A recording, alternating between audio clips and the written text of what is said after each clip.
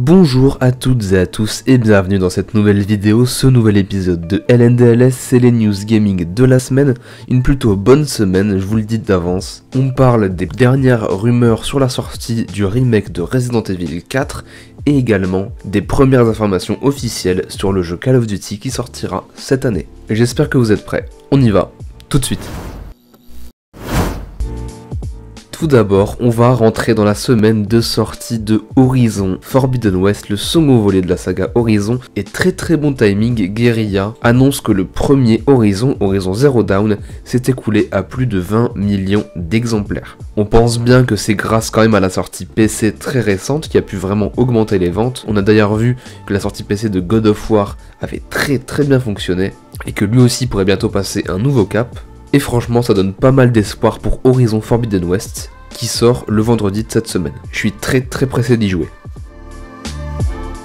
On continue un petit peu de parler de vente avec le jeu Saifu, le jeu français qui est sorti la semaine dernière, qui réalise un excellent démarrage pour le studio Slow Clap avec 500 000 exemplaires en l'espace de seulement 3 jours. Et tout cela sur à peine 3 supports, PS4, PS5 et PC. C'est vraiment une excellente performance qui montre que PlayStation choisit quand même plutôt bien ses projets indépendants, parce que depuis le début, Saifu ça sentait très bon.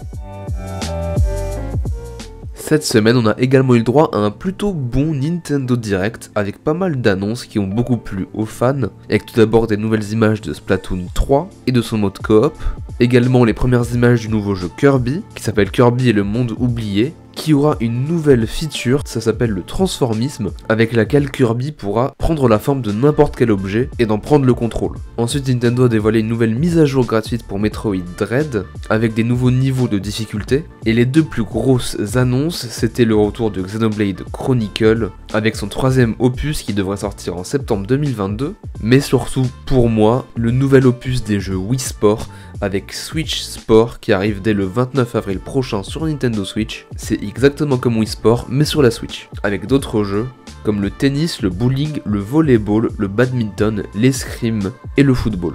Et le golf est déjà assuré de rejoindre la partie via une mise à jour gratuite un peu plus tard, en automne. Mais ce n'est pas tout, il y a aussi le retour d'une franchise très aimée chez Nintendo, c'est Mario Strikers Battle League Football, plus de 15 ans après son épisode sur Wii. C'est un jeu de foot avec les personnages de Nintendo qui ont tous des pouvoirs et des habilités différentes, et ce nouvel opus arrivera donc le 10 juin sur Switch. PlayStation avait annoncé il y a quelques temps que le PSVR 2 allait inclure un système de eye tracking pour que le casque sache où le joueur regarde en temps réel, et d'après les dernières rumeurs, c'est la société suédoise Tobii qui serait en cours de négociation pour fournir sa technologie d'eye tracking sur le PSVR 2. Et d'après les professionnels de la VR, Tobii sont vraiment les maîtres en matière d'eye tracking dans le monde de la VR, donc ce serait une très bonne nouvelle.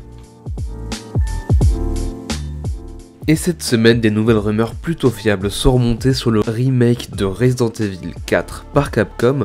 Alors ce remake, tout d'abord, il devrait être officialisé au début de 2022, donc bientôt. Ensuite, il est dit que la scène du village et une bonne partie du jeu prendraient place la nuit maintenant au lieu du jour dans le jeu original, qu'il serait plus effrayant et plus inspiré des premières bêtas qu'on avait vues de Resident Evil 4 entre 2002 et 2003, que les personnages secondaires auront de plus gros rôles, et que la campagne d'Ada sera étendue par rapport à l'original. Donc on a vraiment l'impression que ça va être un vrai remake.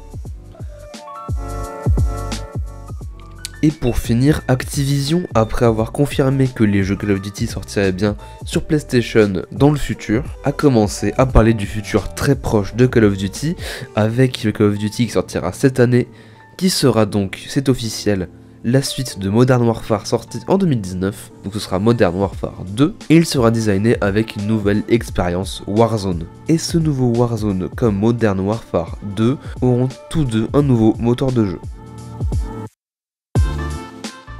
Et voilà, c'est la fin de ce nouvel épisode de LNDLS, c'était les news gaming de la semaine, j'espère que ça vous aura plu. Si ça vous a plu, n'hésitez pas évidemment à laisser un petit pouce bleu, ça me fait énormément plaisir. N'hésitez pas également à vous abonner si vous voulez voir les prochaines vidéos et suivre les news gaming de chaque semaine. Et si vous avez des questions ou des remarques, n'hésitez pas à me laisser un commentaire, je vous répondrai le plus vite possible. Sur ce, je vous dis à la prochaine, ciao.